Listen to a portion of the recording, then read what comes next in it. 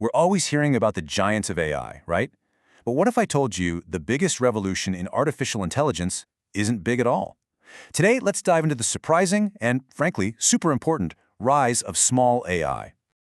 I mean, you've seen the headlines. AI that can whip up poetry, generate mind-blowing art, even write its own software. These are the titans, the massive, powerful models with billions of parameters, and what they can do is absolutely incredible.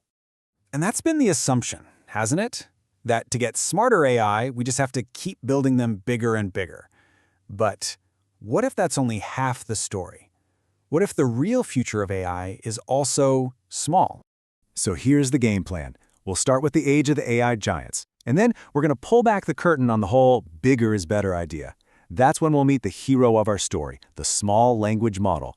We'll see how they're made, where they're already making a huge difference, and finally, what the future looks like with both big and small AI working together. Okay, first things first, let's give these giants their due. The power of large language models, or LLMs, is just wow. There's no denying they represent a huge leap forward in what we ever thought machines could do. The secret sauce here is this wild concept called emergent abilities. It's a truly fascinating thing. When you make a model big enough, it doesn't just get a little better, it suddenly starts doing things it was never explicitly taught. Like, it just learns to reason or code creatively out of the blue. It feels like magic, and it's this phenomenon that really fueled that bigger is better mantra. But that massive scale, well, it comes with a massive price tag. And I'm not just talking about money. This whole bigger is better approach has some pretty serious downsides that are getting a lot harder to ignore. So you have to ask, what's the catch? What are we really trading for all that incredible power? What are the hidden costs you don't see when you're just chatting with a bot? Well, the list is pretty long. For one, they need a ridiculous amount of computing power. You usually have to send your private data to a cloud server just to use them, which is a huge privacy concern. They can be slow, which is a total deal breaker for anything that needs to happen in real time. And yeah, forget about running one of these beasts on your phone, it's just not going to happen.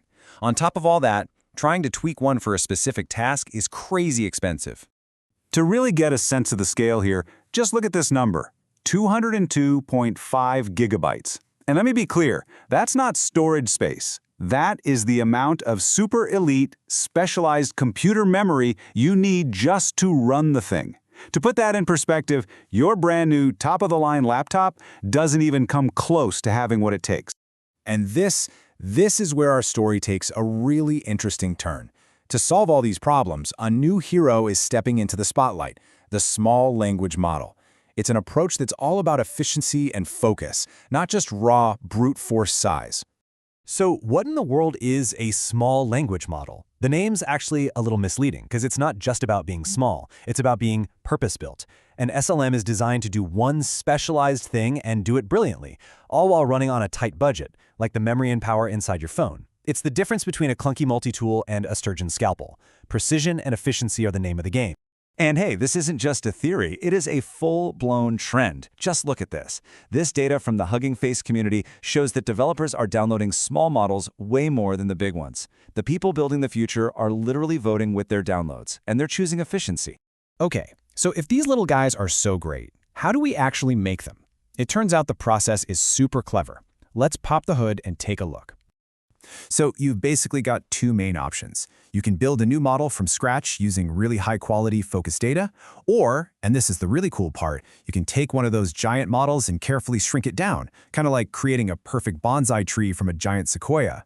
Let's dig into that shrinking process, because it uses three really brilliant techniques. We're talking about pruning, knowledge distillation, and quantization.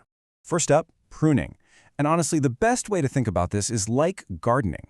You have this huge, overgrown neural network, and researchers go in and strategically snip away all the weak or unnecessary connections.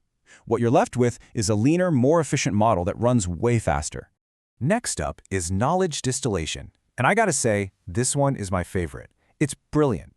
Imagine you have a giant teacher model, a grandmaster, and it trains a smaller student model. The student doesn't just copy the teacher's answers, it learns the reasoning, the intuition, the wisdom behind them. It basically absorbs all that expertise into a much, much smaller brain. And finally, we've got quantization. At its heart, this is just super smart compression. It's just like turning a huge, high-quality audio file into a compact MP3. The MP3 is way smaller, but it sounds pretty much the same to our ears. Quantization does that for AI, shrinking the model's file size without any real drop in performance. All right, so that's the how. Super cool, right? But what about the where? Where are you actually going to run into these mighty little models? Well, turns out they're already all around us. Think about your phone. SLMs are perfect for running AI features that are fast, responsive, and most importantly, keep all your personal data right there on your device. They're also being trained as specialists, creating expert models for things like medicine and law that can outperform the big generalist models. They're the engines behind those super helpful coding assistants, and they're even making our recommendation feeds better. So where does this all leave us? You know, it's really tempting to frame this as David versus Goliath, right? The little AI versus the big AI. But that's not what's happening here. This is about building a smarter, more diverse AI ecosystem. And hey, don't just take my word for it. The very researchers behind this analysis put it perfectly. SLMs are gaining increasing attention. They're not a novelty anymore. They are becoming an essential part of the AI toolkit, especially for jobs where the one-size-fits-all giants just aren't the right fit. So if there's one thing you take away from all this, let it be this. The future of AI isn't one giant hammer, it's a full toolbox. You'll still use a massive cloud model for huge research projects, but for summarizing your emails on the fly, you'll use a zippy little model on your phone. It is all about using the right size tool for the right job. Which leaves us with one final thought to chew on. For years, we've been told to look to these massive, remote data centers to see the future of AI. But what if the next great leap forward, the revolution that makes AI truly personal, isn't out there in the cloud at all, but is already right here, in your pocket,